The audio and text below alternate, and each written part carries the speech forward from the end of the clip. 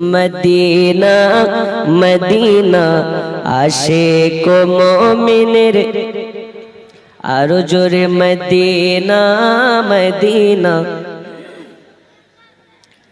ओ गो दीदारे चे कादो बेशी होना नबीर दीवाना मदीना मदीना आशिक मोमिनेर आरो जोरे मदीना मदीना आशिक मोमिनेर ओगो नबीर एकजन साहाबी हजरत आबू बकर सिद्दीकी नबीर प्रिय साहाबी हजरत आबू बकर सिद्दीकी दयाल नबीके भालोबेसे नूर नबीके भालोबेसे शुइल पाशे देखो ना मदीना मदीना आशिक मोमिनेर आरो जोरे मदीना मदीना ओ गो दीदार चे कादो बेशी होना नबीर दीवाना मदीना मदीना आशिक मोमिनेर জালালউদ্দিন সিউতি ৭৫ বার দেখলো নবীজি ও গো জালালউদ্দিন সিউতি ৭৫ বার দেখলো নবীজি এতবার দেখিয়াও তাহার এতবার দেখিয়াও তাহার তৃপ্তি যেন হয় না মদিনা মদিনা আশিক মুমিনের আরো জোরে মদিনা মদিনা ও গো দিদারে চে কাদো বেশি হনা নবীর দিওয়ানা মদিনা মদিনা আশিক মুমিনের আল্লাহ আমাদের সকলকে ওই মদিনাওয়ালার আশিক হওয়া তৌফিক দিন জোরে বলুন। আচ্ছা মদিনা যাওয়ার ইচ্ছা আছে না নেই? আছে।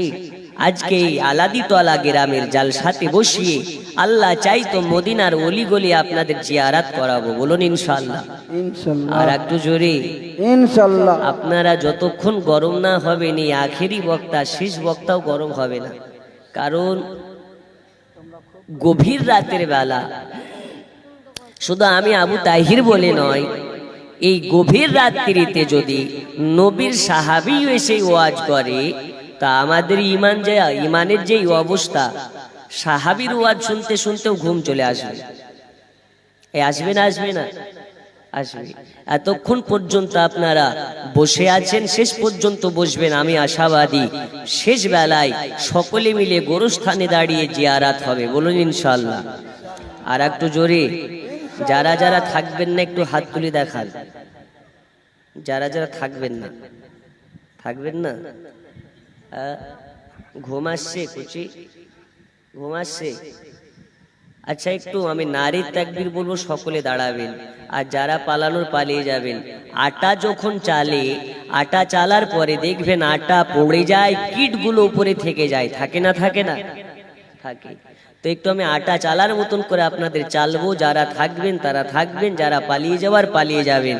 নারীর তাকবীর বলবো, কেউ বসে থাকবেন না, দাঁড়িয়ে যাবেন। নারীর তাকবীর, আল্লাহু আকবার। সকলে দাঁড়ান, আপনারাও দাঁড়ান, আগে আগে আসুন। এবার আপনারা মাজমাকে সুন্দর করে নিন, তবেই ওয়াজের সৌন্দর্য বাড়বে। একটু আগে আসুন ও মা খালা, আপনারাও আগে আসুন। আজকে মেয়েদের ওয়াজ হবে ইনশাআল্লাহ। এতক্ষণ পর্যন্ত ছেলেদের ওয়াজ হয়েছে, এবার মেয়েদের হবে। গুছিয়ে আসুন, সামনের দিকে আসুন, একটু আগে আসুন সামনের দিকে। আর মাইকম্যান খুব সুন্দর মাইক বাজাচ্ছে, একটু ইকো দিলে ভালো হয়। একটু সামনের দিকে আগে আসুন, বসুন। নারে রিসালাত, বসুন।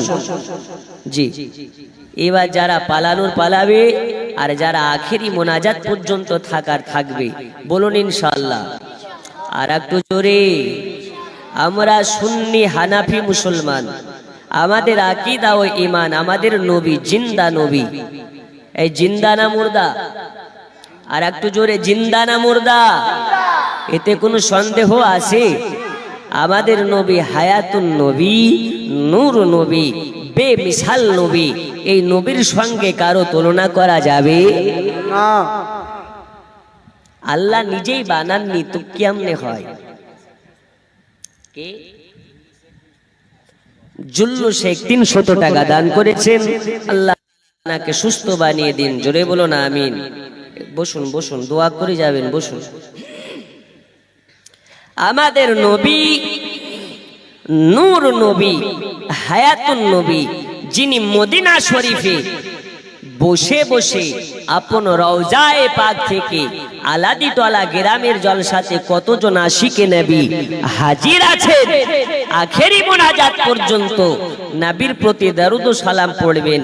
নবী আমার কান দ্বারাতে শ্রবণ করতে পারেন কি পারেন না? চক্ষু দ্বারাতে দেখতে পারেন কি পারেন না? পারেন। আচ্ছা, ওই নবীকে দেখার ইচ্ছা আমাদের আছে না নেই? আচ্ছা, নবী দেখা যায় নামাজ পড়ে না কাজা করে, দাড়ি কেটে না রেখে, আমরা করি? আমরা নবীর দিওয়ানা। হুজুর দাড়ি রাখা লাগে না, বছরে একদিন জালসা দিয়েছি, চিৎকার মেরে বললাম আমরা নবীর দিওয়ানা, প্রয়োজন হলে ঘরে থাকবো না, ময়দানে জঙ্গে নামবো, কিন্তু হুজুর নামাজ পড়তে পারবো না। এরাও কি নবীর দেওয়ানা? দুনিয়াতে নবী রাজি করতে হলে ওই রকম ভাবে করো যেইভাবে নবী রাজি করলে আল্লাহ পাওয়া যাবে। আর যদি কেউ বলে নবীর মাধ্যমে আল্লাহ পাওয়া যায় না, ও হচ্ছে কানার দল। কারণ নবী মানাটাই হচ্ছে আল্লাহ মানা। এটা নয় যে আল্লাহ মানি মানে নবী মানা। রব ने फरमाया कुल इन कुंतुम तुहिब्बुनाल्लाह फत्तबिउनी युहब्बुकुमुल्लाह व यगफिर लकुम जुनुबाकुम वल्लाहु गफूरुर रहीम। ए दोस्त नबी, আপনি জানিয়ে দিন কাদের? আমাদের। কি জানাবেন? হাবিব আপনি যাতে রাজি, আমি আল্লাহ ওটাতেই রাজি। নবী গো, যদি কেউ আমার ইত্তেবা করতে চায় তারা যেন আপনার ইতাআত করে নেয়। আপনি যাতে খুশি, আমি আল্লাহ তাতেই খুশি। জোরে বলুন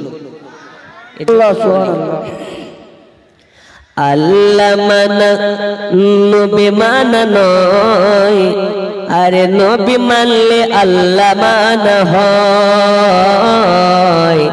আল্লাহ মানা নবী মানা নয়, নবী মানলে আল্লাহ মানা হয়।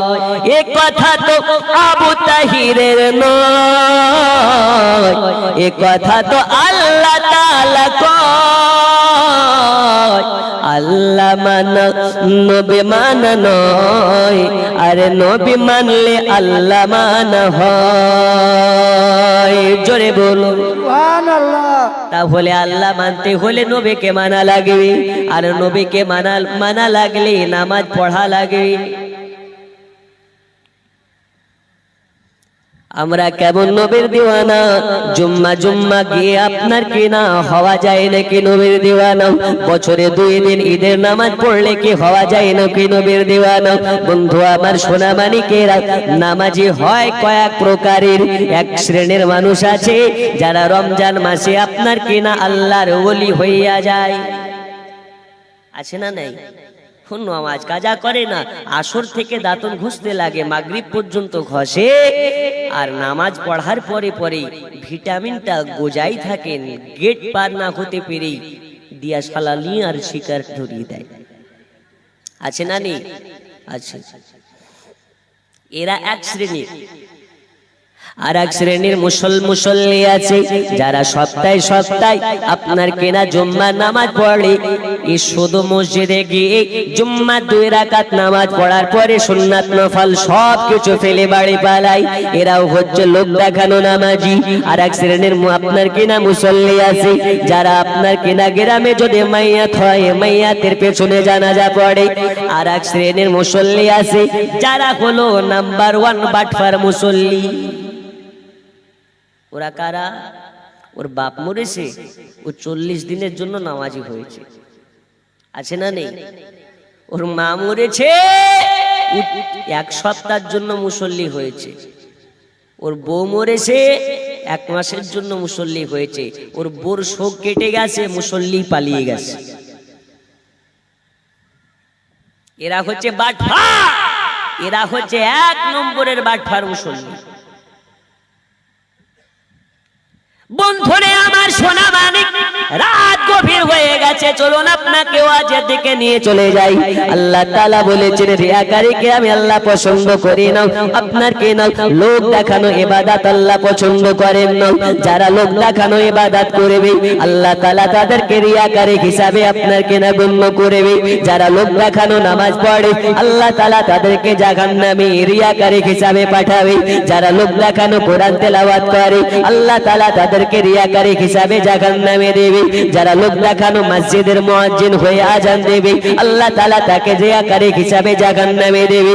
যারা আপনার কেনা লোক দেখানো বক্তা হবে, সুর শোনানো বক্তা হবে, কিন্তু নিজে আমল করবে না, মানুষকে শোনাবে আর আপনার কেনা নিজের প্রশংসা নেবে, আল্লাহ তাআলা তাদেরকে রিয়াকারী হিসাবে জাহান্নামে দেবে। এই রকম আমাদের সমাজে ভরপুর হয়ে গেছে। জালসা কমিটি হয়েছে, জালসা দেয় লোক দেখানোর জন্য, জালসার মাহফিল সাজায় লোক দেখানোর জন্য। আর আপনার কেনা আলাদিটলা গ্রামের জালসাতে 2 লক্ষ টাকা খরচ করে জালসা দিচ্ছে। পঞ্চানন্দপুর গ্রামের জালসা কমিটিরা মনে মনে চিন্তা করে, ওরা যদি 2 লক্ষ টাকা দিয়ে জালসা দিতে পারে, আমরা কেন 4 লাখ টাকা দিয়ে পারবো না? আছে না নেই? ওরা 2 লাখ দিয়েছে, আমরা 4 লাখ খরচ করে জালসা দেব, কিন্তু দেব। এরা হচ্ছে রিয়াকারী। ওরা 20,000 টাকার বক্তা এনেছে, আমরা বাংলাদেশ থেকে 50,000 টাকা দামের বক্তা আনবো। এরকম কমিটি আছে না নেই? আল্লাহর কসম সবগুলো জাহান্নামে যাবে। লোক দেখানো কাজ বাদ দিতে হবে, না হলে এখন বক্তাও জাহান্নামী, শ্রোতাও জাহান্নামী। আমার কথায় কি রাগ হচ্ছে নাকি? কষ্ট হচ্ছে? হুজুর আমরা জালসা দিয়েছি, একটু আমাদের প্রশংসা করেন, বদনাম করিয়েন না। এরকম যারা চিন্তা ভাবনা নিয়ে বসে আছেন, স্টেজ থেকে নামার পরে ধরতেও পারেন, সমস্যা নেই, কিন্তু জালসা যদি লোক দেখানো হয়, এ জালসা দেওয়া বন্ধ করে দিন, কাজে দেবে না। এই আমরা খুশি করব কাকে? আল্লাহকে না মানুষকে? আর একটু জোরে, বক্তাকে স্টেজে বসিয়ে রেখে যদি সভাপতি বক্তার প্রশংসা করে, তাহলে বক্তা পাম দিয়ে উপরে উঠে যায়। আর বক্তা যদি প্রশংসা না করে, ওই বক্তা বলে কোন জায়গায় এসেছি। এরা কিছু আদব জানে না, কায়দা জানে না। এরকম রিয়াকারী ও অহংকারী লোক দেখানো পন্থা আমাদেরকে চেঞ্জ করার প্রয়োজন আছে না নেই? আর একটু জোরে, আছে না নাই? আমরা চেঞ্জ করতে পারবো তো? সমাজ পরিবর্তন করুন, আমাদের পন্থা পরিবর্তন করুন। চলুন আজকে মা খালা অনেক আছে, এদের দিয়ে ওয়াজ হবে ইনশাল্লাহ। বলুন ইনশাল্লাহ। আর একটু জোরে, আমরা বাড়ির পাগল, টাকার পাগল, ধন সম্পদের পাগল। ওগা আমার সোনা মানিকেরা, রাত গভীর হয়ে গেছে। আল্লাহ তাআলা আমাদেরকে মানুষ করে পাঠিয়েছেন, আল্লাহ তাআলা আমাদেরকে হাত দিয়েছেন, পা দিয়েছেন, মুখমণ্ডল দিয়েছেন, যেখানে যেটা লাগে আপনার কেনা এক একটা পাশ দিয়ে আমাদেরকে আল্লাহ মানুষ করে দুনিয়ায় পাঠিয়েছেন। কেন কেন কেন আল্লাহ আমাদিগকে মানুষ না করে জীব জানোয়ার করে দুনিয়ায় পাঠাতে পারতেন, গাছপালা করে পাঠাতে পারতেন?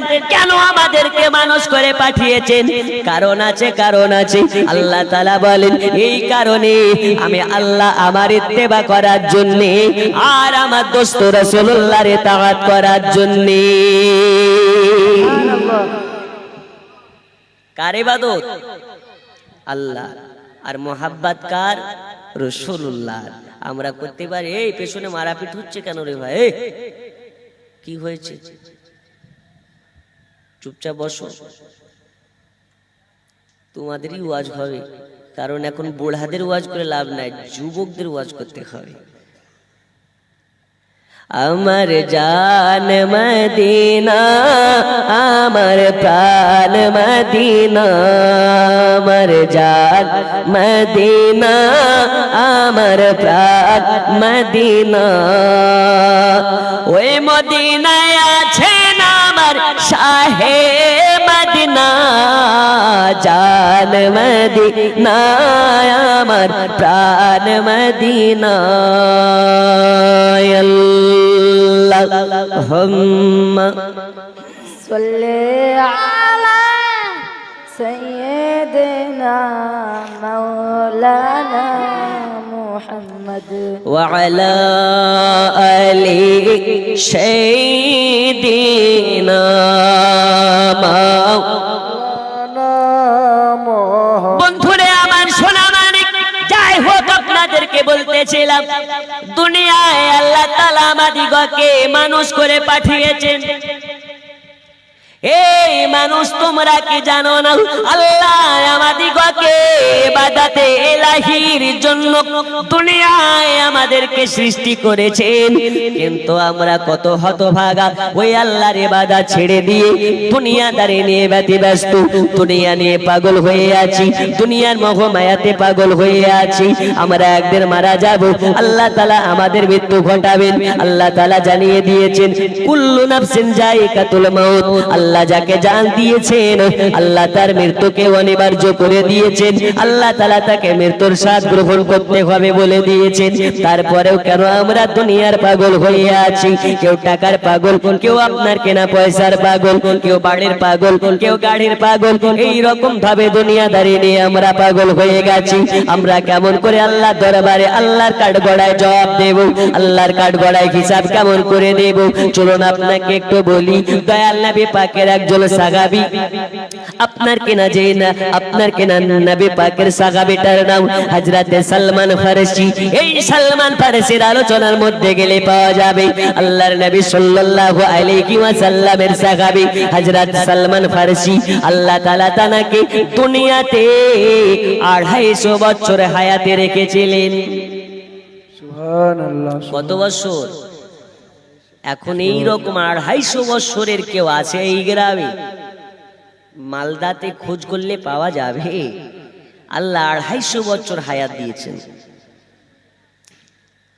ওগা আমার সোনা মানিকেরা, 250 বছরের আপনার কেনা সালমান ফারসি, আল্লাহর হাবিব সাল্লাল্লাহু আলাইহি ওয়াসাল্লাম তাকে ওই যে আপনার কেনা ইরাকের গভর্নর করে দিয়েছিলেন, মুসলিম উম্মার গভর্নর, ইরাকের গভর্নর হযরতে সালমান ফারসি।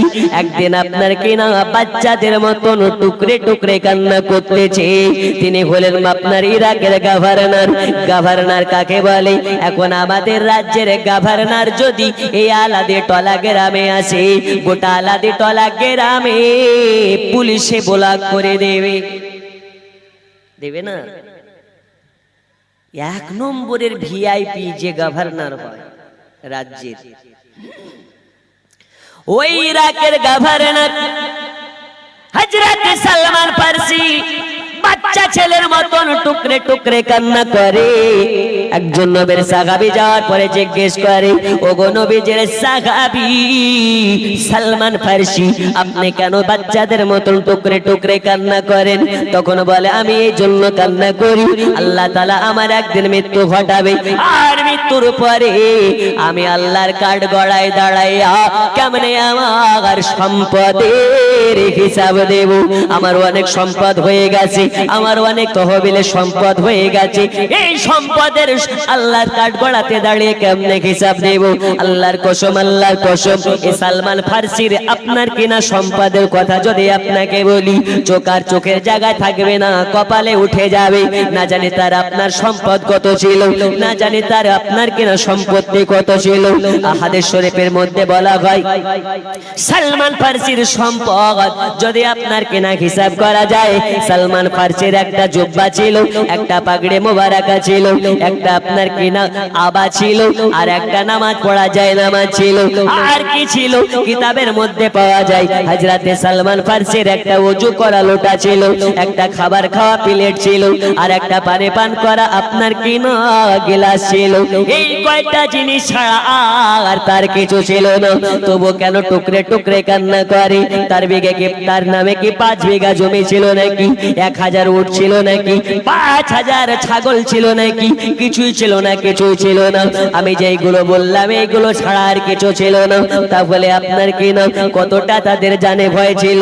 সালমান ফার্সিকে বলে, ওগো নবীর সাহাবী, কিছুই তো সম্পদ নয়, একটা একটা করে সব কিছু আছে। একটা জামা, একটা পাগড়ি, একটা জায়নামাজ, একটা খাবার আপনার কেনা খাবার খাওয়া প্লেট, একটা পানি পান করা গ্লাস, এই ছাড়া তো আপনার কিছু নাই। তাহলে কেন কান্না করেন? সালমান ফার্সি বলে, রে নবীর সাহাবী, যদি আমাকে এই সম্পদগুলোর জন্য আল্লাহর কাঠ গড়াই দাঁড়াইয়া আমাকে হিসাব দেওয়া লাগে, আল্লাহর কাঠ গড়াতে দাঁড়িয়ে আমার কাছে যদি হিসাব চাওয়া হয়, আমি সালমান ফার্সি ওই দিন আল্লাহর কাঠ গড়াতে দাঁড়াইয়া এই সম্পদের হিসাব দিতে পারবো না।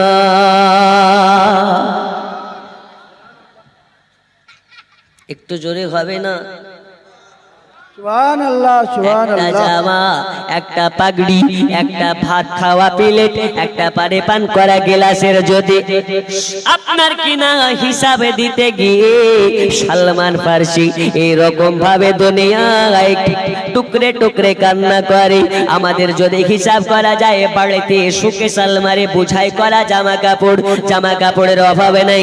ঈদের বাজার এসেছে, ঈদ চলে গেল, ঈদে কেউ 5000 টাকা দামের পোশাক নিয়েছেন, কেউ 10,000 টাকা দামের স্ত্রীকে শাড়ি কিনে দিয়েছেন, কেউ আছে 20,000 টাকা দামের লেহেঙ্গা কিনে দিয়েছেন।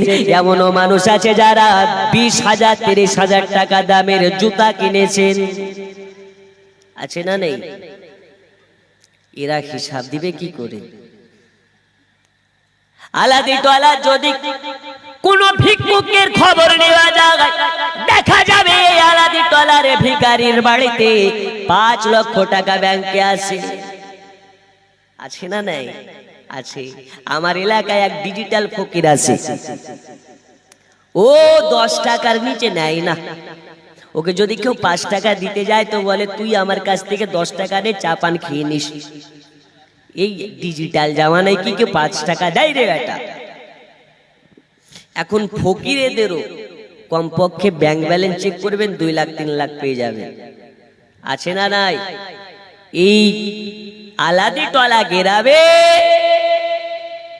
করোনা এসেছিল, করোনা ভাইরাসের সময় 5 মাস, কমবেশ 1 বছর মানুষ বাড়িতে বন্দি ছিল, বাইরে বেরোয়নি।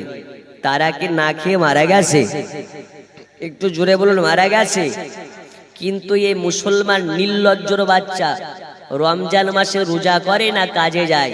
ওকে যদি জিজ্ঞেস করা হয় রোজা করেছো, বলে হুজুর বলিয়েন না, যদি কাজ না করি বাড়িতে ইফতারি জুটবে না। এরকম চিটার আছে না নেই? ওই বাঠার 5 মাস 6 মাস বাড়ি বন্দি ছিল করোনার টাইমে, তখন কি ওর বাড়িতে খাবার জুটেনি? একটু জোরে বলুন, জুটেনি? এরা হচ্ছে 1 নম্বরের বাঠার।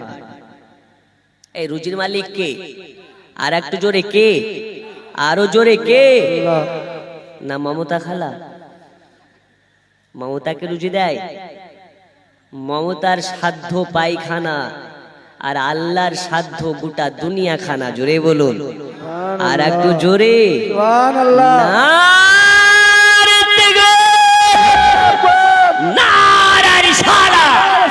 আলাদি টলা গ্রামের সুন্নি মুসলমান, শেষ পর্যন্ত আমাদেরকে গরম থাকতে হবে, বলুন ইনশাআল্লাহ। ফিলিস্তিনের মুসলমানেরা আওয়াজ তুলে তো ইসরায়েলের বুকে ভূমিকম্প শুরু হয়ে যায়। আর আমাদের এখানকার মুসলমান রাতের বেলা ঘুমিয়ে গেলে ফজরের আজান শুনতে পায় না, আর ফিলিস্তিনের মুসলমান কান পাতলে পিঁপড়ার জবান থেকে আল্লাহর নামের ধ্বনি শুনতে পায়। একটু ওই আওয়াজ নিয়ে বলুন না। নারী তাকবীর, আল্লাহু আকবার, নারে রিসালা, ইয়া রাসূলুল্লাহ। একটু মাইক বন্ধ, নারে রিসালা, সুন্নি মুসলমান, আলাদিতলা গ্রামবাসী, নারী তাকবীর, নারে রিসালা। অমন নবীর দেশে চলো না,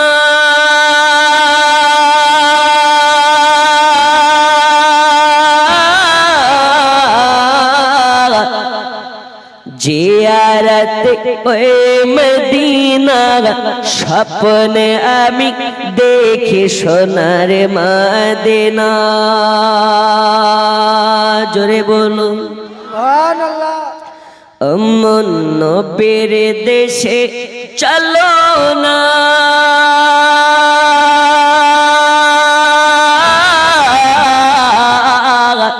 জিয়ারতে ওই মদিনা স্বপ্নে আমি দেখি সোনার মদিনা। আমার নবী নূরের নবী, দো জাহানের ধ্যানের ছবি, ওই নবীকে দেখার তরে মন হলো মোর দিওয়ানা। স্বপ্নে আমি দেখি সোনার মদিনা, নবীর দেশে চলো না,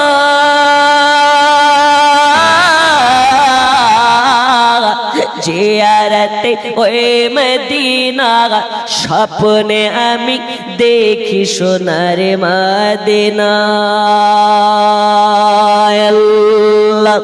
আল্লাহুম্মা সাল্লি আলা সাইয়্যিদিনা মাওলানা ওয়া আলা আলি সাইয়্যিদিনা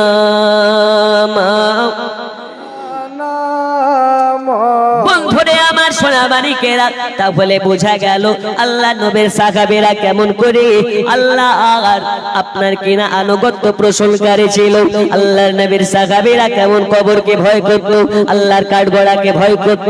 আর আমরা নবীর উম্মত হয়ে এখন পর্যন্ত কবর কি জিনিস আমরা জানি না, আল্লাহর আনুগত্য পোষণ করতে জানি না।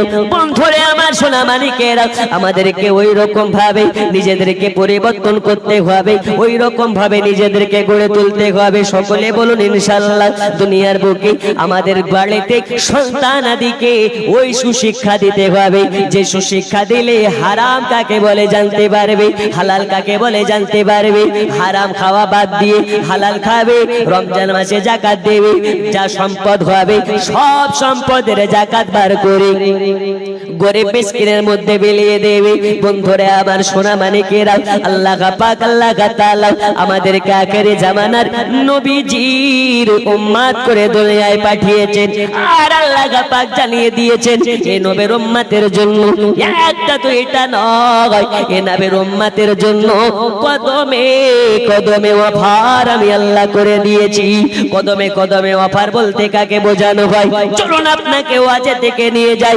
আল্লাহ পাক আল্লাহ তাআলা দুনিয়ায় নবীগণকে পাঠিয়েছেন, আল্লাহর ওলিগণকে পাঠিয়েছেন, নবীর সাহাবাদেরকে পাঠিয়েছেন। শুধু ছেলেদের মধ্যে নয়, শুধু পুরুষদের মধ্যে নয়, আল্লাহ তাআলা দুনিয়াতে নারীদের মধ্যেও নেককারিনী নারী পাঠিয়েছিলেন, তাহিরা নারী পাঠিয়েছিলেন, সালেহা নারী পাঠিয়েছিলেন, নেককারিনী নারী পাঠিয়েছিলেন।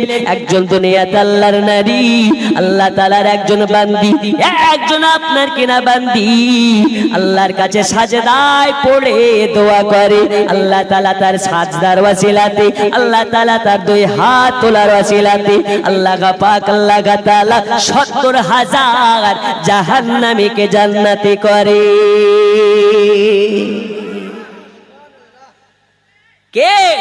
ওই নারীটা, ওই নারীটা অন্য কেউ নয়। ওই নারীটার নাম হযরত রাবিয়া বাশারী। যে রাবিয়া বাশারীর আলোচনার দিকে আজকে আপনাদেরকে নিয়ে যেতে চাই, আকীদারও কথা বলবো, রাবিয়া বাশারীর একটু জীবন যাপন আপনাদের মধ্যে তুলে ধরবো। ওগো মা জননী, আজ আপনারা শুনুন, দুনিয়ার বুকে নেককারিনী নারী কাকে বলে, সালেহা নারী কাকে বলে। আল্লাহ প্রাপ্ত নারী কাকে বলে, নবী প্রাপ্ত নবী আপনার কিনা নারী কাকে বলে? একজন দুনিয়াতে নারী, যে নারীটার জন্য তার বাবা নবী পাকের সাক্ষাৎ পেয়েছিলেন, যে নারীর জন্য আল্লাহ তাআলা আপনার কিনা সে বাড়িতে রহমতের খাজানা দিয়ে দিয়েছিলেন, ওই নারীটার নাম হলো হযরত রাবিয়া বাসারী। এই রাবিয়া বাসারীর আব্বা জানের নাম হলো ইসমাইল, মায়ের নাম হলো আপনার কিনা মাইফুল। আল্লাহ তাআলা ইসমাইলের ঘরে একটি নয়, দুইটি নয়, পর পর তিনটি কন্যা সন্তান দিয়েছিলেন। কয়টা কন্যা সন্তান? তিনটি। এই তিনটি কন্যা সন্তান হওয়ার পরে 4 নম্বরে ইসমাইলের বিবি হযরতে মাইফুল আপনার কিনা 4 নম্বর গর্ভবতী হয়েছে। আল্লাহ তাআলা তাকে 4র্থ নম্বর গর্ভবতী করেছেন। আল্লাহ তাআলা 4র্থ নম্বরেও বাচ্চা দেবেন। এ মাইফুল নামাজ শেষে যায় নামাজের পাটিতে আল্লাহর কাছে দোয়া করে, ও আল্লাহ পাক, আল্লাহ তাআলা আপনি আমাকে পর পর তিনটি কন্যা সন্তান দিয়েছেন, এই 4 নম্বর বাচ্চাটা যেন কন্যা না হয়ে আল্লাহ এ বাচ্চাটা যেন পুত্র হয়। আল্লাহ আপনি বেজার হবেন না, কষ্ট নেবেন না, আল্লাহ অসন্তুষ্ট হবেন না, আপনি যা দেবেন আমি তাতে খুশি। পুত্র দেওয়ার মালিক আপনি আল্লাহ, কন্যা দেওয়ার মালিক আপনি আল্লাহ, আপনি যেটা দেবেন আমি মাইফুল সেটাতে খুশি হয়ে যাব।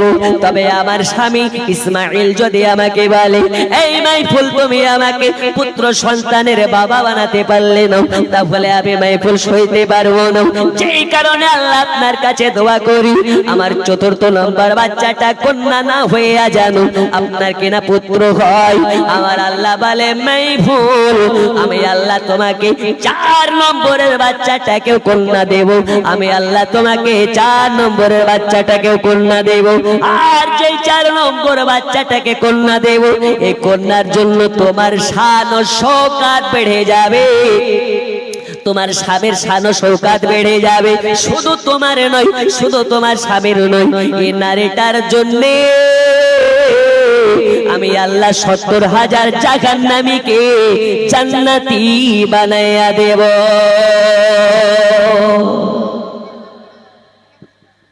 এই নারীটা কোন নারী? যে নারীর জন্য আল্লাহ পাক, আল্লাহ তাআলা ওই মাইফুলের বাড়িতে রহমতের বৃষ্টি প্রদান করেছেন। এ নারীটা কোন নারী? আলোচনার দিকে গেলে বোঝা যাবে। আল্লাহ পাক, আল্লাহ তাআলা মাইফুলের গর্ভে 4 নম্বরে কন্যা সন্তান দেবে। 4 নম্বর গর্ভবতী হয়েছে মাইফুল আপনার কেন? দিন যায় রাত আসে, দিন যায় রাত আসে। যখন আপনার 1 মাস 2 মাস 3 মাস করে 11টি মাস আপনার কিনা 10 মাস পূজার কাছাকাছি হয়ে গেছে, যেদিন গর্ভবতী মহিলা বুঝে যায় কবে তার বাচ্চা হওয়ার সময় হয়ে এসছে, কবে তার প্রসব বেদনা হবে, সে নিজে বুঝতে পারে।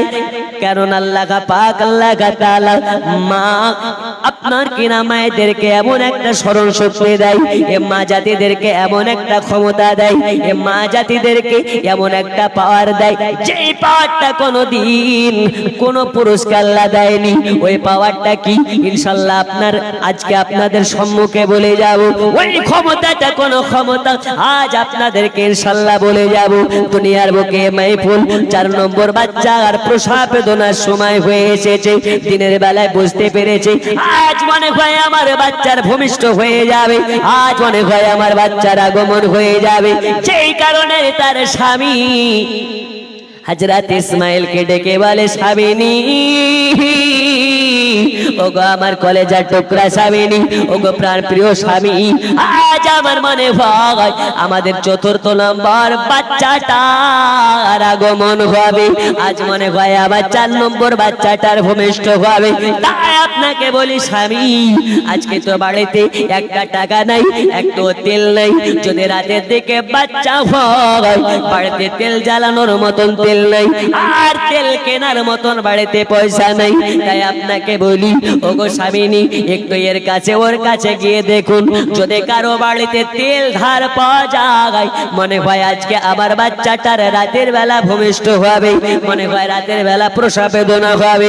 তাই বলি স্বামিনী একটু দেখুন যদি কোথা থেকে একটু তেল ম্যানেজ করা যায়, তাহলে রাতের বেলা বাতি জ্বালানো হবে, রাতের বেলা লম্প জ্বালানো হবে, রাতের বেলা প্রদীপ জ্বালানো হবে। এবার স্বামী ইসমাইল বাড়ি থেকে বার হয়ে যায়, এর দ্বারে ওর দ্বারে গিয়েছে, একজনের বাড়িতে গিয়ে খটখট করে আওয়াজ দেয়, কে আমার বাড়ির দরওয়াজায়? ইসমাইল বলে, আমি ইসমাইল, আপনার বাড়ির দ্বারে একটু কে দরওয়াজা খানা খোলা যাবে? ইসমাইল কে আপনার কিনা বলে, ওগো ইসমাইল দরওয়াজা কেন খোলা লাগবে, বলো তুমি কি বলতে চাও? ইসমাইল বলে, ওগো আমার প্রতিবেশী, ওগো আমার পড়োশি, আজ আমার বিবি মাইফুলের 4 নম্বর বাচ্চাটার ভূমিষ্ঠ হওয়ার সময় হয়ে এসেছে, মনে হয় গভীর রাতের দিকে বাচ্চার ভূমিষ্ঠ হবে, তাই আপনার কাছে এসেছি। বাড়িতে একটু তেল নেই, বাড়িতে লম্প জ্বালানোর মতন আপনার কিনা তেল নাই, আর তেল কেনার মতন আমার কাছে টাকা নাই, তাই আপনার কাছে এসেছি, যদি দয়া করে একটু তেল ধার দেন, আপনাকে সময় মতন আপনার তেল ধার পরিশোধ করে দেওয়া হবে। ইসমাইলকে বলে, ইসমাইল রে চলে যাও, চলে যাও, আমার বাড়িতে তেল ধার দেওয়া হবে না, হবে না, হবে না, কারণ আমি যতটা জানি তোমার বাড়িতে সকালবেলা খাবার হলে সন্ধ্যাবেলা খাবার হয় না, আর যদি তোমাকে তেল ধার দেওয়া যায় তাহলে আমার তেল ধার পরিশোধ করবে কেমন করে? যাও অন্য বাড়িতে যাও, তোমাকে তেল ধার দেব না। গরিব মানুষকে কেই না আপনার কেন অবহেলা করতে ছাড়ে, গরিবের পাশে কেউ থাকে না। আপনার এলাকায় যখন আপনার কেনা ভোটের সময় হয়, এলাকায় এমপি ইলেকশন হয়, এমএলএ ইলেকশন হয়, মেম্বার ইলেকশন হয়, সব রকমের নেতা মন্ত্রী গরিবের পাশে এসে দাঁড়ায় আর আশ্বাস দিয়ে যায়, মাথায় হাত বুলাইয়া টুপি পরাইয়া চলে যায়। ভোট হয়ে গেলে তাদের দেখা নাই। এলাকার আপনার কিনা ধনীরা গরিবদেরকে আপনার কিনা অবহেলা করে, গরিবদের মাথায় টুপি লাগিয়ে তাদেরকে বিউজ করে, ব্যবহার করে। আদৌ কিন্তু কোনো গরিবের পাশে থাকে না। একজন গরিবের যদি আসল বন্ধু হয়ে থাকে কেউ, তো আসল বন্ধু একমাত্র কে? আর একটু জোরে কে? আমি কি দোয়া করে দেব? দোয়া করে দেব? আপনাদের আওয়াজ কমে গেছে। আমাদের আসল বন্ধু কে? আল্লাহ ছাড়া আমাদের আসল বন্ধু কেউ নেই। জোরে বলুন, কেউ আছে? তাই আল্লাহর কাছে যা চাওয়ার আল্লাহর কাছে চান। এখন চাইলেন পেলেন না, তবুও চান। আবার চাইলেন পেলেন না, তবুও চান। চাইতে চাইতে চাইতে চাইতে চাইতে চাইতে যদি না পান, তবু আল্লাহর কাছেই চান। দুনিয়ার কারো কাছে চাওয়া লাগবে না। চাইবো কার কাছে? আমার আল্লাহ বলে, এ আমার বান্দারা শোনো, আবু তাহিরের কাছে একদিন চাইবে দেবে, দ্বিতীয় দিন চাইবে দেবে, তৃতীয় দিন চাইলে আবু তাহির বেজার হইয়া যাবে। কিন্তু আমার বান্দারা যখন আমার কাছে চাই, আমি আল্লাহ খুশি হয়ে যাই। আবার যখন চাই আবার খুশি হয়ে যায়, আবার যখন চাই আবার খুশি হয়ে যায়। আমার বান্দারা যখন আমার কাছে চাওয়া বন্ধ করে দেয়, আমি আল্লাহ তখন বেজার হয়ে যাই। জোরে বলো। তাহলে খুশি হবে যে তাকে রাজি করো, তার কাছে চাও, আমার কাছে চেয়ে লাভ নেই।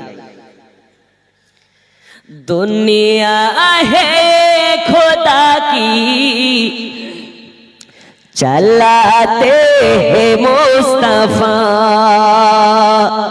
रोजी खुदा ने दी है खिलाते हैं मुस्तफा। जोरे बोलो।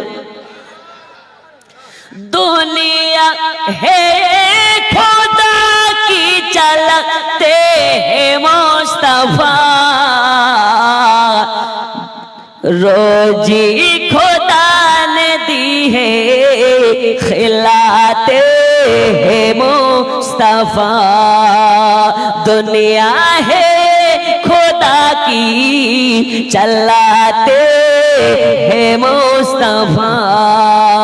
বন্ধুরে আমার সোনা মানিকেরা, আল্লাহর বান্দা হযরত ইসমাঈল তার বাড়ি থেকে আর একজনের বাড়ি যায়, তার বাড়িতেও একই অবস্থা, আর একজনের বাড়ি যায়, তার বাড়িতেও একই অবস্থা। কেউ এই ইসমাঈলকে দেয় না তেল ঢাকার, সবাই গরিব বলে অবহেলা করে তাড়িয়ে দেয়। ইসমাঈল তেল কারো বাড়িতে পাই না, চোখের পানি ফেলে আর আল্লাহর কাছে দোয়া করে, আল্লাহ আল্লাহ, আজ আমার বিবি গর্ভবতী, রাতের বেলা প্রসব বেদনা পাবে, আজকে আমার বাড়িতে আমার বাচ্চার আগমন হবে, অন্ধকার ঘরে আগমন হতে হবে, এক ফোঁটা তেল নাই রাতের বেলা বাতি জ্বালানোর জন্য। বন্ধু আমার সোনা মানিকেরা, গরিবকে কেউ সবাই অবহেলা করে তাড়িয়ে দিল। ইসমাঈল বাড়ির দিকে যায়, আপনার কিনা জল ভরা চোখে, করুণময় চোখে নিয়ে বাড়ি যখন যায়, বিবি বুঝে গেছে আমার স্বামী মনে হয় তেল কারো কাছে পায়নি, কারো দ্বারে গিয়ে আপনার কিনা টাকা ম্যানেজ করতে পারেনি, কারো বাড়িতে গিয়ে তেল ম্যানেজ করতে পারেনি, এজন্য আমার স্বামীর মনটা মলিন, আমার স্বামীর মনটা খারাপ, চোখে আপনার কিনা জল ভরা চোখ নিয়ে বাড়ি আসতেছে। বিবি ওই সময় বুঝতে পেরে গিয়ে বলে, স্বামী মন খারাপ করবেন না, কোনো সময় কষ্ট দেবেন না, আপনার মন কষ্ট দেখলে আমি বিবি কষ্ট পাই, আপনার দুঃখে আমি দুঃখ পাই, তাই বলি স্বামী দুঃখ নেওয়ার কিছু নেই, কষ্ট করার কিছু নেই, কষ্ট নেওয়ার কিছু নেই। যে আল্লাহ দুনিয়াতে যে বাচ্চাকে পাঠাবে, আল্লাহ সে নিশ্চয় কোনো ব্যবস্থা করে দেবে। কষ্ট নেবেন না, কষ্ট নেবেন না, দুঃখ পাবেন না, দুঃখ পাবেন না। আল্লাহ তাআলা দুনিয়ায় পাঠানোর আগে যে বাচ্চার রুজির দায়িত্ব নিয়ে নেয়, আল্লাহ তাআলা ওই বাচ্চার ভূমিষ্ঠ হওয়ার সময়তেও কোনো না কোনো একটা ব্যবস্থা করে দেবে। জোরে বলা যাবে না সুবহানাল্লাহ? আর একটু জোরে। স্বামীর প্রতি কতটা মায়া। আর আমাদের ঘরের বিবি যদি ওই রকমটা অবস্থায় হতো, তো স্বামীর মুখের দিকে বিবিকে তাকাতো? একটু জোরে বলুন, তাকাতো? তোমার মতন কাপুরুষ দেখিনি যে এখন বাচ্চা হবে আর তোমার ঘরে টাকা নাই, এই চললাম বাপের বাড়ি, যেদিন হবে সেদিন দেখবো তোমার বাড়ি আসা যায় কিনা। বিবি মানে এটা নয় যে স্বামীর বাড়িতে পায়ের উপরে পা তুলে খাওয়া, স্বামীর ধন সম্পদ নিয়ে মজার আইশ করা, স্বামীর দুঃখে বিবি থাকবে, স্বামীর কষ্টে বিবি থাকবে। স্বামী যদি অভাগী হয়, বিবিকে অভাগী হতে হবে। কিন্তু এখনকার জামানা উল্টা হয়ে গেছে। আল্লাহর হাবিব সাল্লাল্লাহু আলাইহি ওয়াসাল্লাম বলেছেন, কিয়ামতের আলামত হচ্ছে পরকিয়া, একটা বড় আলামত।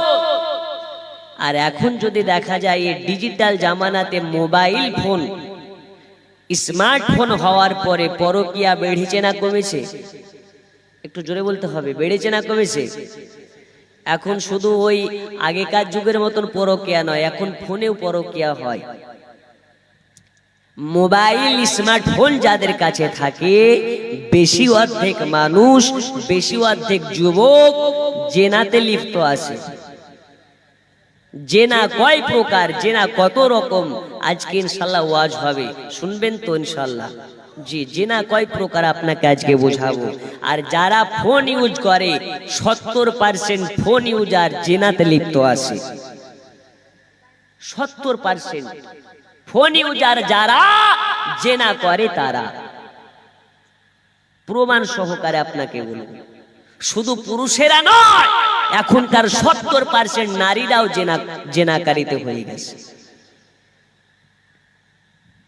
বন্ধুরে আমার সোনা মানিক, চলুন আপনাকে একটু আগে নিয়ে যাই। রাত 2টা ওভার হয়ে আপনার কেনা 2:30টা বেজে গেছে। 3টার মধ্যে দোয়া খায়ের হয়ে আমরা সকলে বিদায় নিয়ে নেব। একসঙ্গে সবাই মিলে গোরস্থানে গিয়ে জিয়ারত করব, বলুন ইনশাআল্লাহ। আর একটু জোরে। হাদিস শরীফের মধ্যে বলা হয়, যদি কোনো মা হারা সন্তান গভীর রাতের বেলা মায়ের কবরের কাছে গিয়ে আল্লাহর কাছে টুকরে টুকরে কান্না করে দোয়া করে, আল্লাহ তাআলা সন্তানের ওয়াসিলায় মাকে জান্নাতি বানিয়ে দেয়। যদি কোনো স্বামী রাতের বেলায় বিবির কবরের কাছে গিয়ে দোয়া করে। আমার আল্লাহ বলে, এই আমার ফেরেশতারা দেখো দেখো দেখো, বিবিকে মোহাব্বত করে রাতের বেলা তার কবর জিয়ারত করতে এসেছে। যাও যাও যাও যাও, ওর বিবিকে জান্নাতি বানাইয়া দাও। সুবহানাল্লাহ। একজন পুরুষ কেমন সব থেকে ভালো জানে কে? তার বিবি। আর একজন নারী কেমন সব থেকে ভালো জানে কে? তার স্বামী। হাদিস শরীফের মধ্যে বলা হয়, একজন স্ত্রী তার স্বামী জান্নাতি না জাহান্নামী সার্টিফিকেট দিতে পারে। কি করে? একজন স্ত্রী যদি স্বামীর প্রশংসা করে অরিজিনাল মন থেকে যে আমার স্বামী ভালো, আল্লাহ তাআলা ওই ভালো বলার ওসিলাতে স্বামীকে জান্নাতে দেবে। একটু জোরে হবে না? আর একটু জোরে। সুবহানাল্লাহ। এখন যদি আমি সব সময় এই ভাইয়ের সঙ্গেই থাকি, 24 ঘন্টা আমার সঙ্গে উনি থাকেন, যেমন আমার ড্রাইভার জানে আমি কেমন, যেহেতু আমার সাথে প্রতিদিন রাত্রে বেলায় ঘুরে, আমি কি করে না করি সব ভালো অবগতও জানে। আপনারা কম জানেন, এতটুকুই জানেন যে আমি আবু তাহির মুর্শিদাবাদ থেকে এসেছি জালসা করতে। আর ও সব জানে আমি কি খাই না খাই, কোন সেন্ট ইউজ করি, কোনটা ব্যবহার করতে পছন্দ করি, কোনটা পছন্দ করি, সব জানে। তো একজন স্বামীর আসল চরিত্র জানে সব থেকে ভালো কে?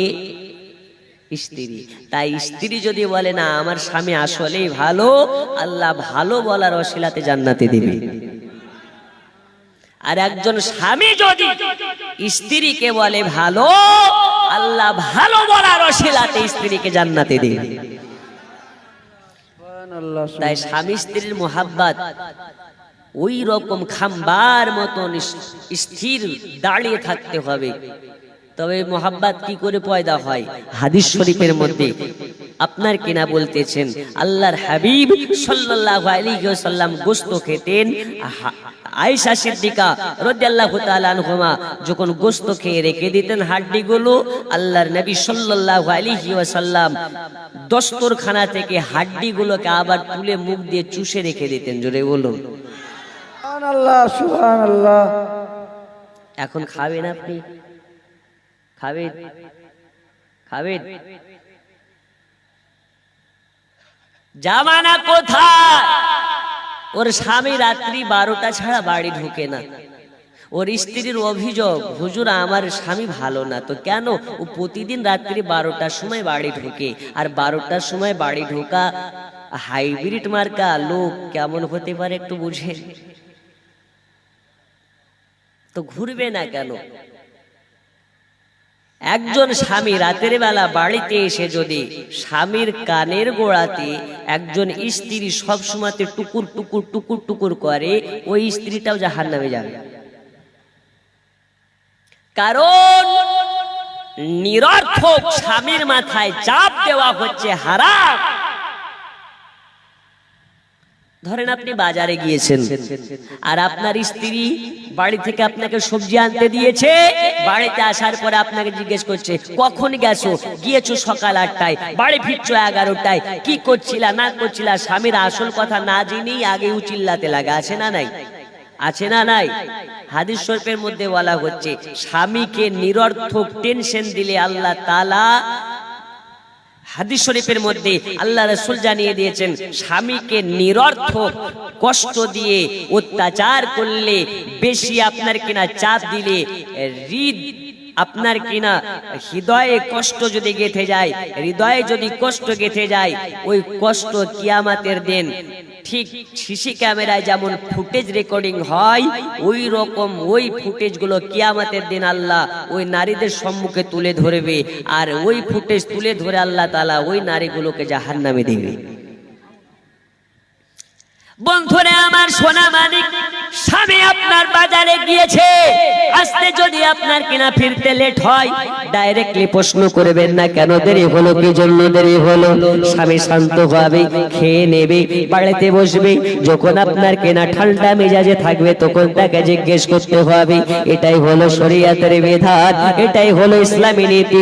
কিন্তু স্বামীর উপরে যদি বিবির গলার আওয়াজ বেশি উঁচু হয়ে যায়, আল্লাহ তাআলা বলেন ওই বাড়িতে রহমত আমার থাকে না, যে বাড়িতে নারীর আওয়াজ বেশি ওই বাড়িতে আল্লাহর রহমত থাকে না, যে বাড়িতে স্বামীর থেকে বিবি মুরলি করে বেশি আল্লাহর রহমত আছে সেই বাড়িতে বেশি।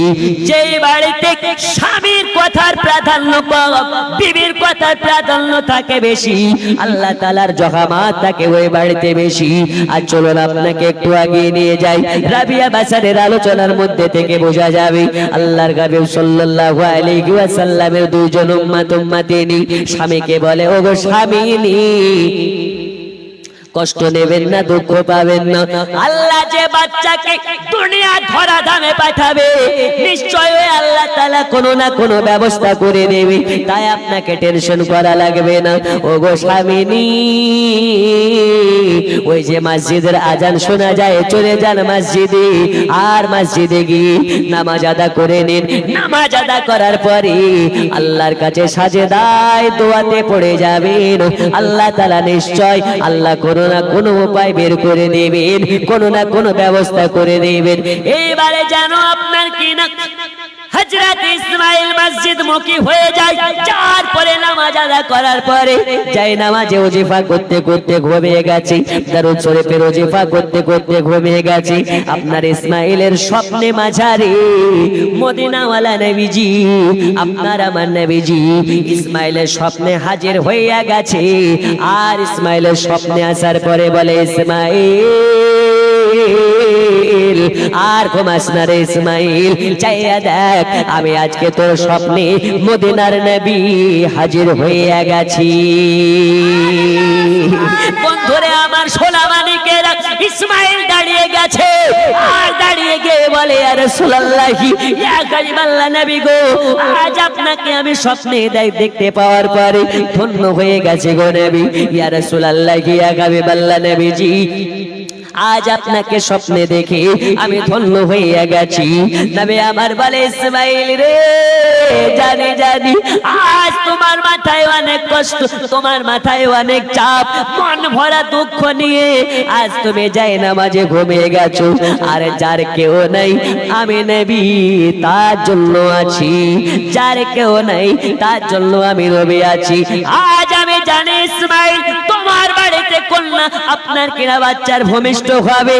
আজ তোমার বাড়িতে বাচ্চার ভূমিষ্ঠ হওয়ার জন্য তোমার বাড়িতে তেল নাই, তোমার বাড়িতে আপনার কিনা টাকা নাই, যার কাছে গিয়েছো তেল ধারে চাইতে সে তোমাকে তাড়িয়ে দিয়েছে, অবহেলা করেছে।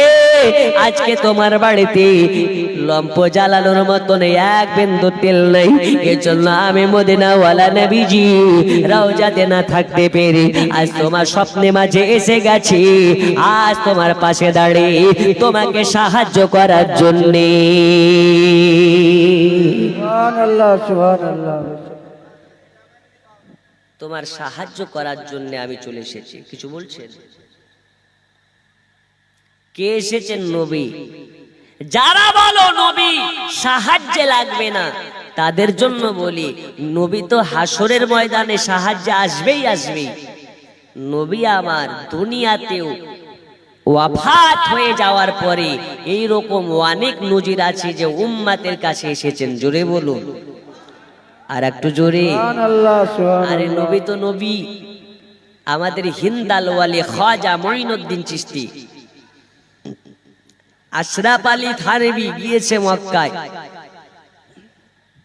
হজ করতে গিয়ে, টাকা পানি খাবার সব শেষ, কি হবে? ও কানতে কানতে ঘুমিয়ে গেছে। ও স্বপ্নে আমার খাজা মঈনুদ্দিন হাজির। জোরে বলুন। আরে আশরাফ আলী থানভী মন খারাপ কেন, দুঃখ নিয়ে কেন মক্কা মদিনায় ঘোরো? এই নাও তোমার জন্য খাবার আর টাকা নিয়ে এসেছি, টেনশন নেওয়ার প্রয়োজন নাই। কে গো আপনি? আমাকে টাকা দিবেন এমনি নাকি খাবার দিবেন এমনি নাকি? তোর কাছে টাকা দিব পয়সা দিয়ে নাকি? শোনো, আজ তোমাকে টাকা খাবার দিতে এসেছি। বলে হুজুর আপনি কে আর আমাকে টাকা খাবার কেন বা দিতে এসেছেন? বলে রে আশরাফ আলী থানভী, আমি হলাম হিন্দাল ওয়ালি, হিন্দুস্তানের রাজা, আর তুমি হলে আমার প্রজা। আমি রাজা হই, আমার প্রজা যদি মক্কা মদিনায় না খেয়ে থাকে, মক্কা মদিনায় যদি আপনার কিনা টাকা না থাকার কারণে দুঃখ নিয়ে কান্না করে, আমি কেমনে হিন্দুস্তানে থাকি? এই জন্য তোমার জন্য টাকা খাবার নিয়ে হাজির হয়ে গেছি। জোরে বলো। তাহলে যদি হিন্দাল ওয়ালি খাজা মঈনুদ্দিন যদি এইরকম ক্ষমতাবান হয়ে থাকে, আপনার আমার নবীর ক্ষমতা কত, আপনার আমার নবীর পাওয়ার কত? দেখুন রাবিয়ার আব্বাজানকে বলে, হে ইসমাইল, আজ তোমার বাড়িতে আমি একটা সংবাদ দেওয়ার জন্য এসেছি, আর তোমার পাশে দাঁড়ানোর জন্য এসেছি। ওই সংবাদটা কোন সংবাদ? সংবাদটা হলো এটা, আজ তোমার বাড়িতে এমন একটা বাচ্চার ভূমিষ্ঠ হবে, এমন একটা বাচ্চা তোমার বিবি প্রসব করবে, যে বাচ্চাটার জন্য আজকে আমি নবী, আমাকে তুমি স্বপ্নে দেখতে পেলে। জোরে বলো। যে বাচ্চার জন্য আজকে আমি নবী, আজ তোমার স্বপ্নে আমি হাজির হয়ে গেছি, ওই বাচ্চাটার ভূমিষ্ঠ আজকে তোমার বাড়িতে হবে। হুজুর ওই বাচ্চাটাকে পুত্র না কন্যা? নবী আমার বলে, রে রাবিয়া রাব্বা, কান খুলে শুনে নাও, রাবিয়া মানে 4, আর 4 নম্বর বাচ্চাটা হবে তোমার কন্যা। আজকে তোমাকে জানিয়ে দিই, তোমার 4 নম্বর বাচ্চাটাও হবে কন্যা। এই কন্যাটা কোনো আম কন্যা নয়, এই কন্যাটা কোনো সাধারণ কন্যা নয়, এই কন্যাটা আল্লাহর কাছে সাজদায় পড়ে দোয়া করবে, আল্লাহ তার হাতের ওয়াসিলাতে 70,000 জাহান্নামীকে জান্নাতি বানাইয়া দেবে। সুবহানাল্লাহ, সুবহানাল্লাহ।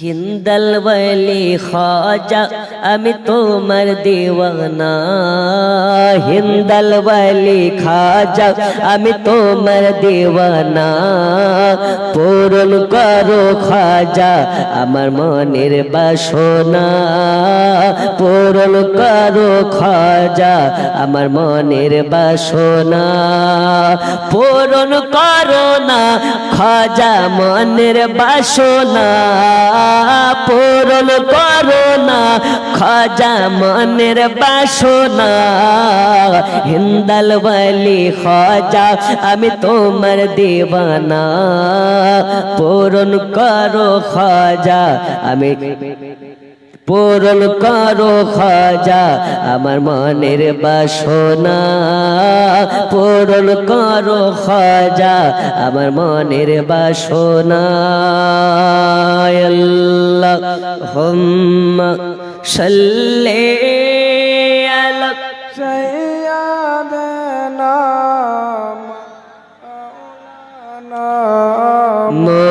মুহাম্মাদ ওয়া আলা আলি সাইয়্যিদানা মাওলানা মুহাম্মাদ ওয়া আলা আলি সাইয়্যিদানা ওয়ালা আলে সাইয়্যিদানা মাওলানা। আরো জোরে ওয়া আলা আলি সাইয়্যিদিনা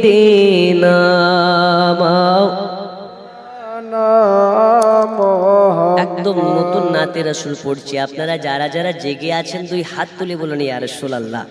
ইয়া রাসূলুল্লাহ। বলবো না ছেড়ে দেব? বলবো। একটু 2 হাত তুলে বলুন ইয়া রাসূলুল্লাহ। যদি মেয়েদের জোরেওয়ালা জায়েজ হতো তা আপনাদের কানের পর্দা ফেটে যেত, ঠিক না?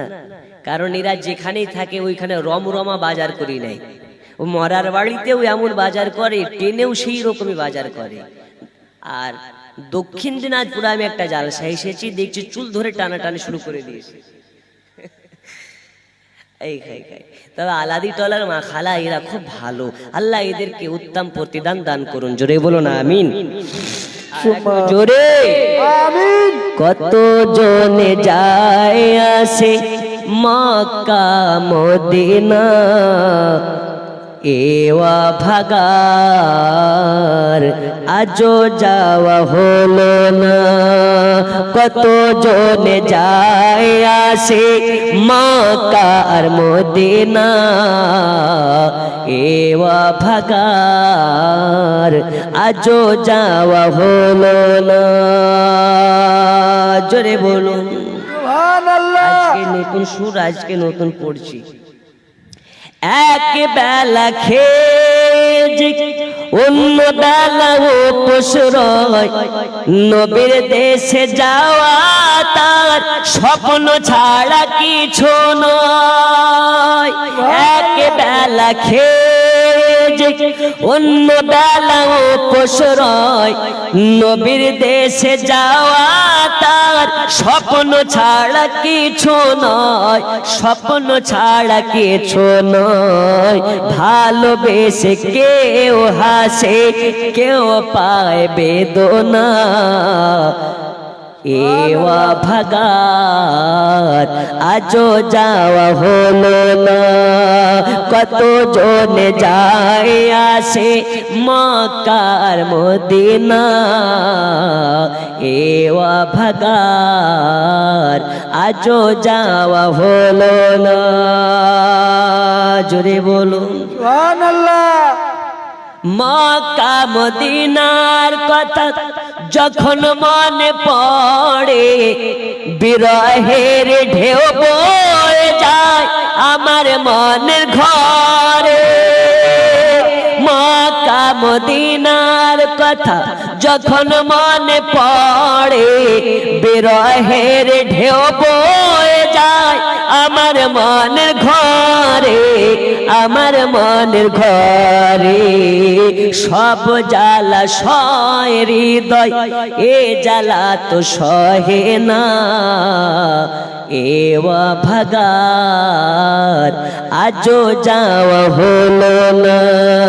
কত জনে যায় আসে মক্কা আর মদিনা, এওয়া ভাগার আজও যাওয়া হলো না। জোরে বল সুবহানাল্লাহ। বেশা আমি আবু তাহিরের, তাহিরের কপাল যদি এত মন্দ হয়, তুমি তো রহিম রহমান, দয়া কর দয়াময়। জোরে বলুন সুবহানাল্লাহ। সুবহানাল্লাহ। আমি আবু তাহিরের কপাল যদি এত মন্দ হয়, তুমি তো রহিম রহমান, দয়া কর দয়াময়, দয়া কর দয়াময়। শুনেছি তোমার দয়ার নেই কোনো সীমানা, এওয়া ভাগার আজও যাওয়া হলো না। কত জনে যায় আসে মক্কা আর মদিনা, এওয়া ভাগার আজও যাওয়া হলো না। জোরে বলো সুবহানাল্লাহ। আজকে প্রথম লিখেছি গাড়িতে আসতে আসতে, আর আজকে প্রথম বললাম। সুর এবং ছন্দ একদম নতুন।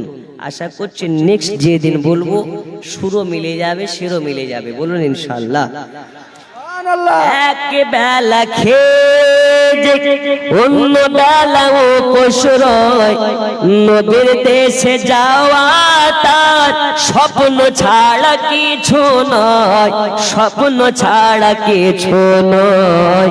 ভালোবেসে কেউ হাসে, কেউ পায় বেদনা,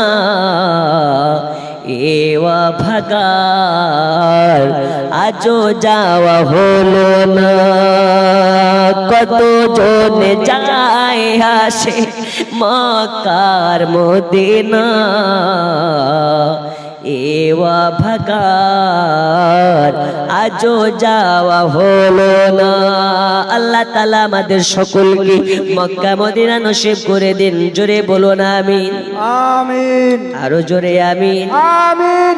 মক্কা মদিনা যারা যাবে, নবীর রওজা যারা জিয়ারত করে নেবে, আল্লাহর নবী বলেছেন মান যারা কবরি ওয়াজাবাত লাহু শাফাআতি, যে আমার মাজার জিয়ারত করবে আমি নবী আমার জন্য তাকে শাফায়াত ওয়াজিব হয়ে যাবে। সুবহানাল্লাহ। চলুন আর বেশি নয়, 10 মিনিট আলোচনার পরে কিয়াম হয়ে যাবে। হে বাবা সোনামানিকেরা, দয়াল নবী আমার ইসমাইলের স্বপ্নে সে বলে ইসমাইল আজ তোমার কাছে আমি মদিনার নবী হাজির হয়েছি। আমি আজকে তোমাকে মেসেজ দিই, তোমার বাড়িতে আর একটা কন্যা সন্তান আসতেছে। জোরে বলুন সুবহানাল্লাহ।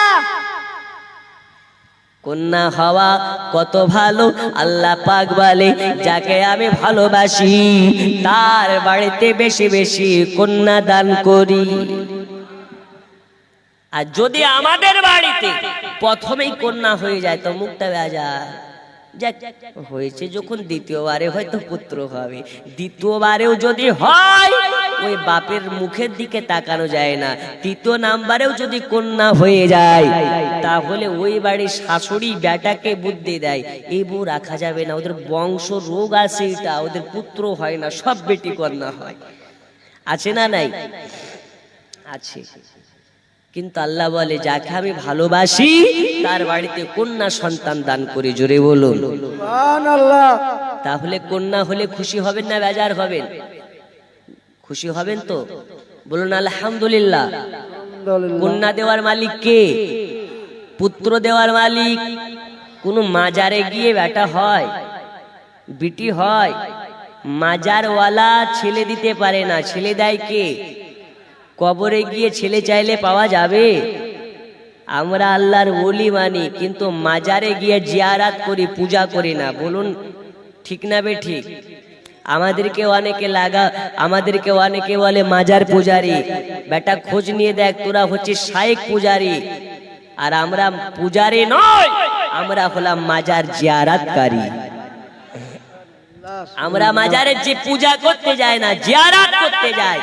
আর এটাও আমরা মানি মাজারে গিয়ে সন্তান চায় না, বরঞ্চ ওই ওলির ওয়াসিলা দিয়ে সন্তান চায়। জোরে বলুন সুবহানাল্লাহ। কারণ আমরা জানি সন্তান দেওয়ার মালিক কে, হায়াতের মালিক কে, রুজির মালিক কে, আমাদেরকে 3 বেলা খেতে দেয় কে, সব কিছুর মালিক। তাহলে লটারি কাটো কেন? যদি আল্লাহ রুজির মালিক হয় তো লটারি কাটো কেন? এলাকায় কি লটারি কাটে? এদিকে যদি না কাটে মুর্শিদাবাদে কাটে। মুখে এই বড় বড় দাড়ি, ও নামাজ পড়তে গেছে লুঙ্গির টেয়ারে গুজে নিয়ে গেছে লটারি। নামাজ শেষে ইমাম সাহেবকে বলে হুজুর 2 সেম কেটেছি, একটু দোয়া করবেন, যদি বেঁধে যায় 10,000 টাকা দেব। ওই ইমাম সাহেব বলছে গোটা মাস নামাজ পড়িয়ে তো 10,000 টাকা পাই না, ও কি করবে? উপর উপর ফু মেরে দেয়, যাও হয়ে যাবে। একটা ঘটনা শোনাই, ছেলেদের থেকে মেয়েরা মান্যত করে বেশি, করে না? দেখুন যখন যেমন তখন তেমন, গোল আলুর মতন এখন কাজ করতে হয়। একটা মেয়ের সন্তান হয় না, তাই ও মান্যত করেছে কি দেখুন, যদি আমার একটা সন্তান হয় তাহলে মসজিদের মেম্বারে দাঁড়িয়ে ঢোল বাজাবো। কিসে দাঁড়িয়ে ঢোল বাজাবে? ওর মান্যত কত রকমের মান্যত থাকতো, মান্যত করেছে কি মান্যত বুঝতে পারছেন? মসজিদের মেম্বারে দাঁড়িয়ে দাঁড়িয়ে জুম্মার দিনে ঢোল বাজাও, আল্লাহ একটা কন্যা সন্তান দাও। ওর কন্যা হয়ে গেছে, তখন ওর মান্যতের কথা মনে পড়ে গেছে, আমি তো মান্যত করেছি জুম্মার দিনে খুতবার জায়গাতে দাঁড়িয়ে ঢোল বাজাও। এখন কি করা যায়? যদি মান্যত না পূরণ করি আর যদি আমার সন্তান মারা যায় তাহলে তো দ্বিতীয়বার মান্যত করলে ছেলেও পাবো না আর মান্যতও করা যাবে না। তখন ও গ্রামের ইমাম সাহেবকে ডাকছে, ইমাম সাহেব একটা মান্যত করে ফেলেছে, কি করা যায়? এইরকম মান্যত, মসজিদে জুম্মার দিনে ঢোল বাজানোর নিয়াত করেছি, একটু হুজুর কিছু ব্যবস্থা করে দেন। বলছে পাগলের মতন কথা বলো নাকি, মসজিদে ঢোল বাজানো যায়? এটা হারাম। হুজুর যদি এই কাজটা করে দিতে পারেন তো আপনাকে 10,000 টাকা দেব। ইমাম সাহেব বলছে গোটা মসজিদে 1 মাস থাকার পরে 4000 টাকা বেতন, তা আবার 4 মাসের বেতন এখন পর্যন্ত কমপ্লিট করেনি, দেয়নি। আর যদি 10,000 টাকা পেয়ে যায় তাহলে আলহামদুলিল্লাহ, ঠিক কি না? তোর বলছে আচ্ছা ঠিক আছে করে দেবো, যাও, ব্যবস্থাটা করতেই হবে। বলছে হুজুর না, ঢোল আপনাকে বাজাতে হবে। কোথায়? যেখানে খুতবা দেয় সেইখানে দাঁড়িয়ে। তখনই ভাবছে যদি ঢোল বাজাবো না বলি তাহলে 10,000 টাকা গেল, আর যদি ঢোল বাজিয়ে দিই তাহলে পিটো গেল, ইমামতিও গেল। কি করা যায়? এদিকে অ্যাডভান্স টাকা নিয়ে নিয়েছে যে ঢোল বাজিয়ে দেব। দেখুন ইমাম সাহেব তখন কি করে, ইমাম সাহেব বলে কথা, ওর গিটে গিটে বুদ্ধি, ও কি করেছে একটা ডুগডুগি কিনে নিয়ে চলে এসেছে। ডুগডুগি বুঝেন? আচারওয়ালারা ডুগ ডুগ ডুগ ডুগ ডুগ ডুগ করে বাজায়। ফেরিওয়ালা দেখেছেন না, ডুগডুগি ডুগ ডুগ ডুগ ডুগ করে বাজায়। ও ডুগডুগি কিনে এনে জুম্মার দিনে বক্তব্য দিচ্ছে, আর মেয়েটাকে বলেছে তুমি জানলার ধারে দাঁড়িয়ে থাকবে, আজকে তোমার ঢোল বাজিয়ে কাজ ছাড়বো। ও দেখতে হবে, ও জানলার ধারে দাঁড়িয়ে, আর ইমাম সাহেব ডুগডুগিটা পকেটে ভরে রেখেছে। ভাবছে আল্লাহ কি করে ঢোল বাজায়, কি করে ডুগডুগি বাজায়, যদি না বাজায় তাহলে 5,000 টাকা দিতে হবে, আর যদি ঢোল বাজিয়ে দিয়ে এইখানে দাঁড়িয়ে তাহলে পিঠও যাবে, ইমামতিও যাবে। আল্লাহ ভরসা, তুমি আমাকে বাঁচাও। তখন ইমাম সাহেব বক্তব্য ধরেছে, আচ্ছা আপনারা কি জানেন ঢোল বাজানো, বাজনা বাজানো, বাদ্যযন্ত্র বাজানো শরিয়াতের বিধানে হারাম, যদি কেউ বাজায় আল্লাহকে জাহান্নামে দেবে। তখন লোকেরা বলছে হ্যাঁ হুজুর জানি, ভালোভাবে জানি। জানেন তো ভালো কথা, কিন্তু এটাকে জানেন কিভাবে বাজানো হারাম? বলছে হুজুর না, তাহলে দেখেন। ও পকেট থেকে ডুগডুগিটা বের করে ডুগ ডুগ ডুগ ডুগ করে বাজাতে লেগেছে। ওই মেয়েটা জানলা থেকে দেখে বলছে তো হিটলার ইমাম সাহেব রে, এর গিটে গিটে বুদ্ধি। ওর বক্তব্য দেওয়া হলো ঢোল বাজানো কিভাবে বাজানো হারাম সেটাও বুঝিয়ে দিল, আর আমার মান্যত পূরণ করে দিল। কথা বুঝেননি? তাই বলি ইমাম সাহেবদেরকে ইমাম সাহেবরা যেন বাধ্য হয়ে যায় কোনো কাজ করতে, এইরকমটা করবেন না। ইমাম সাহেবকে যথেষ্ট পরিমাণে দিন যাতে কোনো রকমের অসুবিধা না হয়। বলুন ইনশাআল্লাহ। বছরে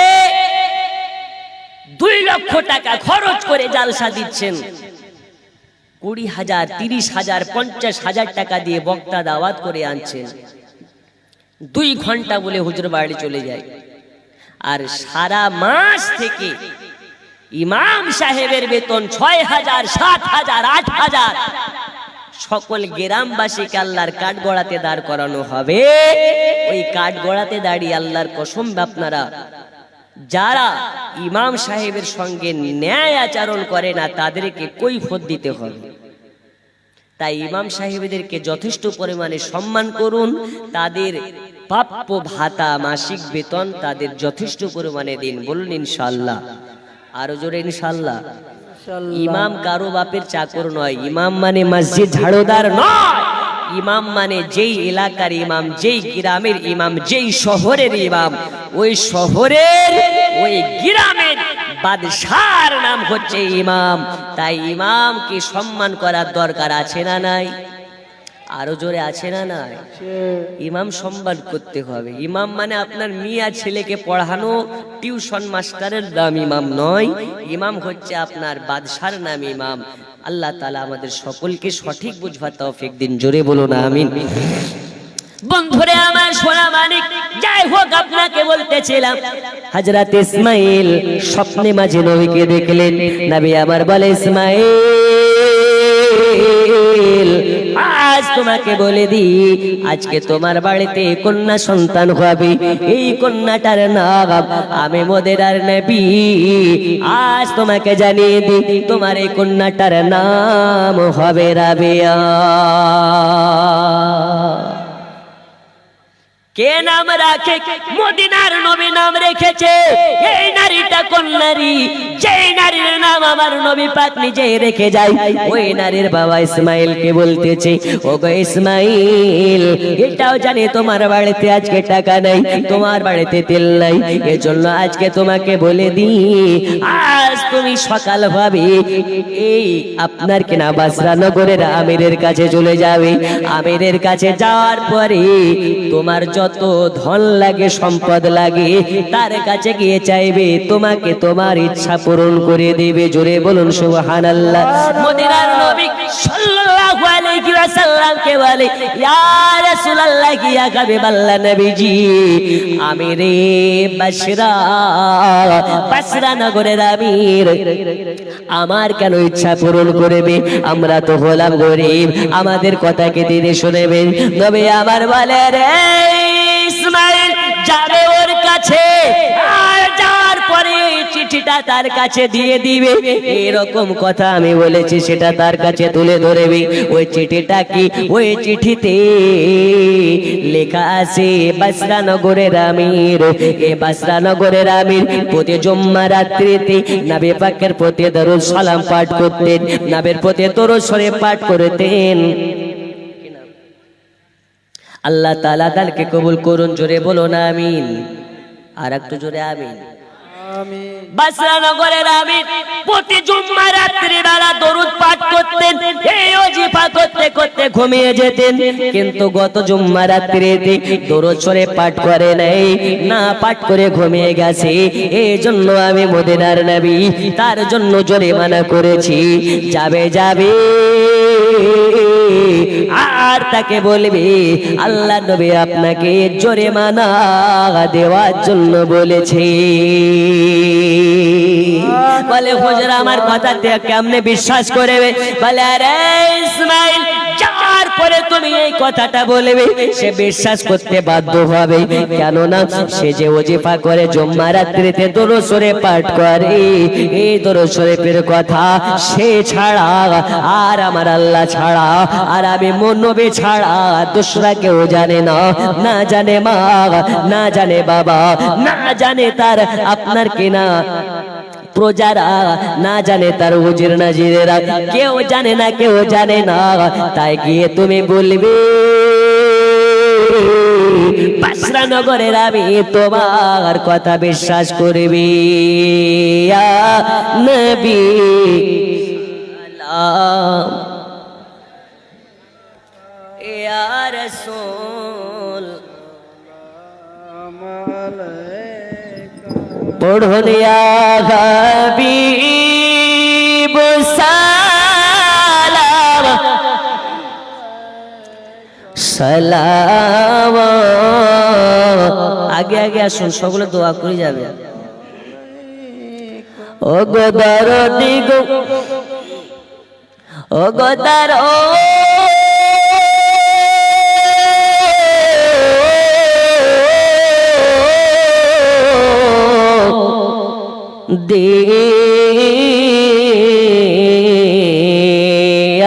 জানি শুনি আপনার নাম, কলেমায় পড়ি আপনার নাম, নামাজে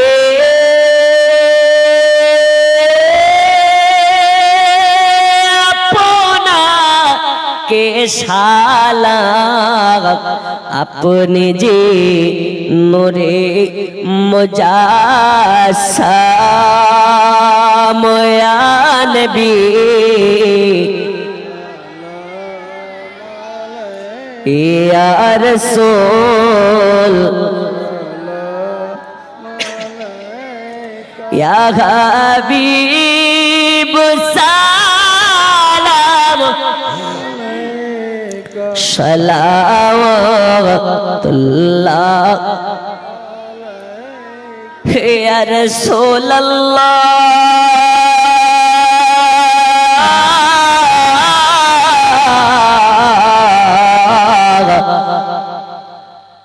ওগো উম্মতের দরদী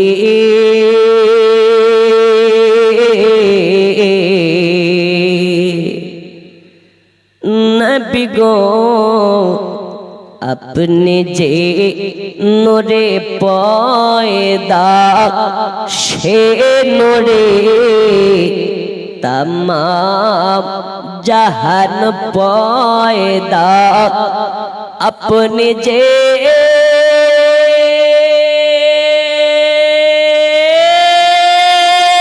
काबा रोकाबा अपने जे आदम नबीर बाबा या नबी